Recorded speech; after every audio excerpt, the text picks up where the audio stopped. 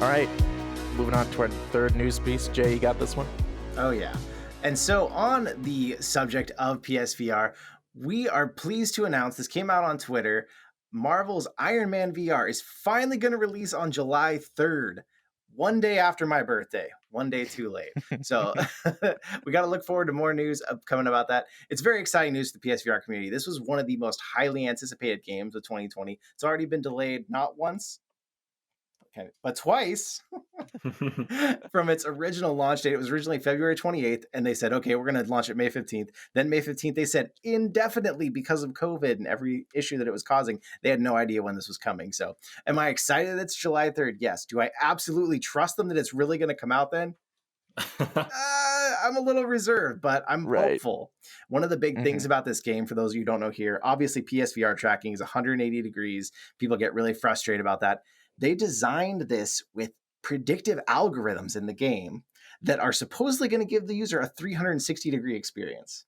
So when you're Iron Man and you're flying around the air, you're not really supposed to have to worry about what way you're facing, which way your arms are. It's supposed to give you all kinds of freedom.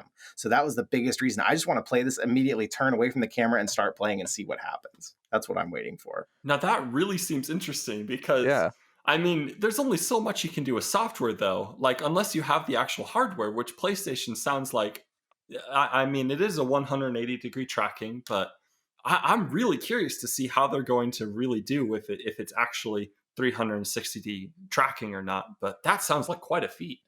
Yeah, that's what everyone wants to. And people who have tried it in demos said so far, it does seem like they said they were really able to kind of forget what way they were facing and it still worked. So I don't know what kind of voodoo this is. That's in PlayStation VR? Yeah. Whoa. That's... I can't even begin to imagine how they're doing that. And crazy. Honestly, this could be the beginning of something really powerful because a lot of the limitations of PlayStation VR is that it is 180 degree tracking versus a lot of the other headsets 360 degrees. But if they nail this, it could open the door for a lot of different VR games to implement something similar and port over to PlayStation VR, even with their current hardware. Right.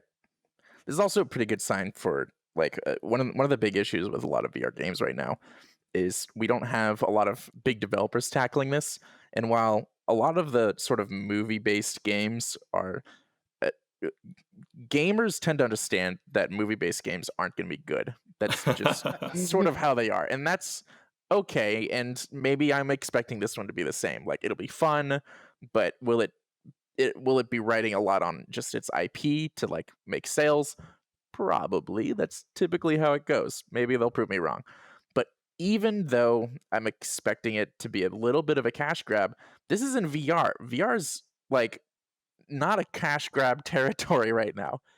That's a pretty good sign for it in the first place. Also, by having those games, more people will want to buy like just VR games. So on consoles, you've got like FIFA, you've got Madden, you've got all these games that are like sports or movies. And while most of us, like, we wouldn't really buy those games unless you're, like, already an avid fan of that series. But a lot of kids and a lot of parents pick up those games. They're not entrenched in the news industry. They don't, like, know all the games that are coming out. They just go to, like, the storefront, and they're like, oh, yeah, that's a soccer game. I know that. I want to buy that. And that's what this can be. VR does not have a lot of titles like that. It's got weird, bizarre... game titles.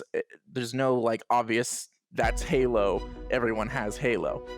And while I'm not expecting everyone to have Iron Man VR, it's a recognizable brand, and I think that'll do really good things for this industry.